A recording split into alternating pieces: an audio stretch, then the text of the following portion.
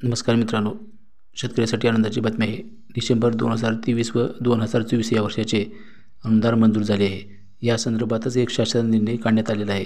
यामध्ये 4 जिल्ह्यांचा समावेश करण्यात आला आहे.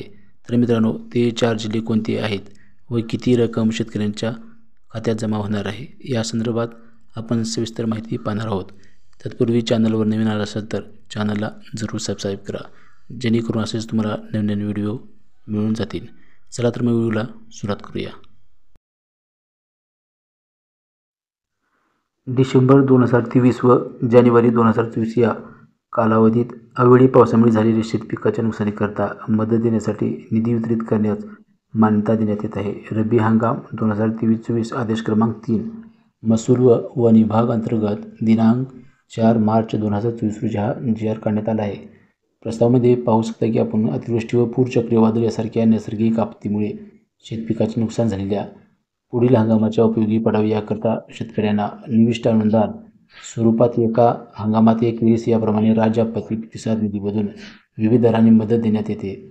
तसेच राज्य आपत्ती प्रतिसाद निधीच्या इतर मान्य बाबीकरता देखील विविध दराने मदत देण्यात येते. शासन निर्णय महसूल व वन विभागांतर्गत हे सर्व मदत देण्यात येत आहे. डिसेंबर 2023 व जानेवारी 2024 या महिन्यात अवेळी पावसामुळे झालेल्या शेतपिकाच्या नुकसानीकरता विभागीय महसूल नागपूर व नाशिक यांच्याकडून हे प्रस्ताव प्राप्त झाले आहेत. शासन निर्णयामध्ये पाहू शकता की डिसेंबर 2023 व जानेवारी 2024 रोजी कालावधीत राज्यात अवेळी पावसामुळे झालेल्या शेतपिकाच्या नुकसानीसाठी शेतकऱ्यांना मदत देण्याकरता राज्य शासनाच्या निधीमधून संदर्भ क्रमांक 4 येथील शासन निर्णयान्वये निश्चित केलेल्या दरानुसार 24,67,37,000 इतका निधी वितरित करण्यास शासनाने मंजुरी देण्यात आली आहे. यामध्ये आपण ते 4 जिल्हे कोणते आहेत ते पाहणार आहोत. त्यामध्ये सर्वप्रथम आहे डिसेंबर 2023 व जानेवारी 2024 मध्ये शेतपिकाच्या झालेल्या नुकसानीकरता वितरित करावयाचा निधीचा तपशील.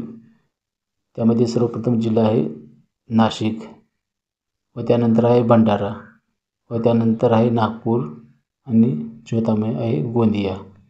असा बाधित क्षेत्र हेक्टरमध्ये दिलेले आहे आणि बाधित शेतकऱ्याची संख्या व एकूण निधी ₹1,00,000 अशी दिलेली. तर ह्या 4 जिल्ह्यांना हे अनुदान भेटणार आहे.